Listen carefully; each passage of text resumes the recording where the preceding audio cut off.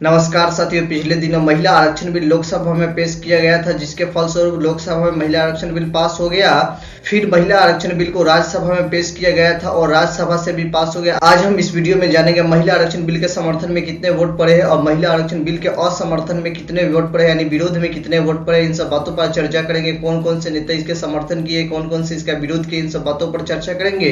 तो दोस्तों, वीडियो में अंत तक बने रहें। महिला आरक्षण बिल में संसद और राज्य की विधानसभा में महिलाओं के लिए 33% सीटों के आरक्षण का प्रस्ताव है। इसमें एससी और एसटी के लिए आरक्षित सीटों में भी 1/3 सीटों महिलाओं के लिए आरक्षित होगी। हिंदुस्तान टाइम अखबार के मुताबिक महिला आरक्षण 15 साल के लिए लागू रहेगा। महिला आरक्षण बिल लोकसभा में 2/3 बहुमत के साथ पारित हुआ। बिल के पक्ष में 454 वोट पड़े, जबकि बिल के विरोध में मात्र 2 वोट पड़े।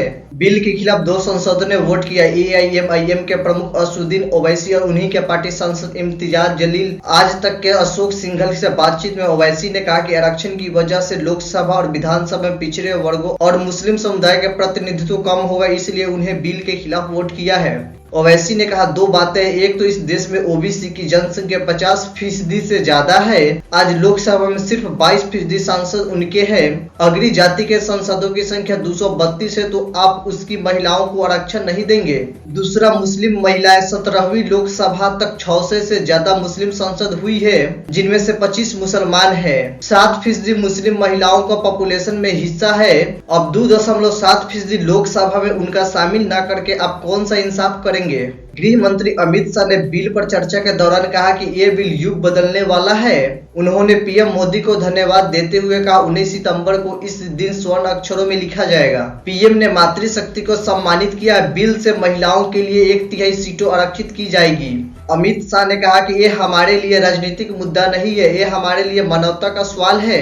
गृह मंत्री ने कहा इस देश की बेटी न केवल नीति के अंदर अपना हिस्सा पाएगी, बल्कि नीति निर्धारण में भी अपना पद को सुरक्षित करेगी। शाह ने बताया, पार्टियों के लिए ये बिल पॉलिटिकल एजेंडा हो सकता है, लेकिन मेरी पार्टी और मेरे नेता पीएम मोदी के लिए ये राजनीतिक मुद्दा नहीं है। पीएम मोदी के लिए मानवता का सवाल है। किसी सिद्धांत के लिए किसी व्यक्ति या किसी संस्था का आकलन करना है तो कोई एक घटना से फैसला नहीं हो सकता। महिला आरक्षण बिल यानी नारी शक्ति वंदन अधिनियम के लोकसभा में पास होने के बाद आज राज्यसभा में चर्चा शुरू हो चुकी है।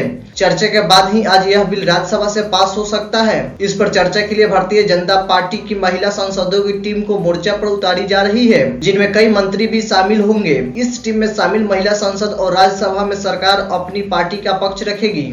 संसद का विशेष सत्र महिला आरक्षण बिल के लिए बुलाया गया है। महिला आरक्षण बिल पर राज्यसभा में चर्चा के बाद गुरुवार को पास हो गया। बिल के समर्थन में 215 वोट पड़े, जबकि विपक्ष में एक भी वोट नहीं पड़े। राज्यसभा में इस विधेयक पर चर्चा के लिए 7.5 घंटा का समय तय किया गया था। बिल पास होने के बाद राज्यसभा और लोकसभा की कार्यवाही तय समय से एक दिन पहले अनिश्चित काल के लिए स्थगित कर दी गई है। प्रधानमंत्री नरेंद्र मोदी ने महिला आरक्षण बिल को संसद के दोनों सदनों को मंजूरी मिलने का ऐतिहासिक क्षण बताया है। उन्होंने कहा हमारी देश की लोकतांत्रिक यात्रा का एक ऐतिहासिक क्षण है। 140 करोड़ भारतवासियों को बहुत बहुत बधाई। नारी शक्ति वंदन अधिनियम से जुड़े बिल को वोट देने के लिए राज्यसभा के सभी सांसदों को हृदय से आभार व्यक्त करता हूं।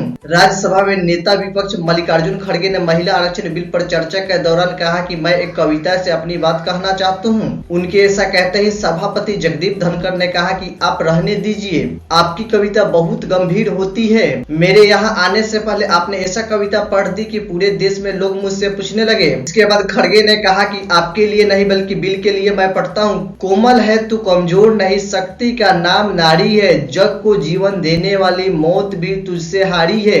मल्लिकार्जुन खड़गे ने कहा कि हम स्त्री शक्ति को बढ़ावा दे रहे हैं। मल्लिकार्जुन खड़गे ने कहा इस बिल के क्लॉज 5 में लिखा है कि आरक्षण तभी लागू होगा जब परिसीमन पूरा होगा। परिसीमन भी जनसंख्या प्रक्रिया पूरी होने के बाद होगी। हम समर्थन दे रहे हैं, लेकिन सत्ता पक्ष को ध्यान रखना चाहिए कि पिछले जुमलों की तरह यह भी जुमला न रह जाए। दोस्तों, ये रही महिला आरक्षण बिल से संबंधित बातें, जिसे हमने आपको इस वीडियो में बताया है। अगर आप दोस्तों चैनल पर नए हैं तो चैनल को सब्सक्राइब कर ले।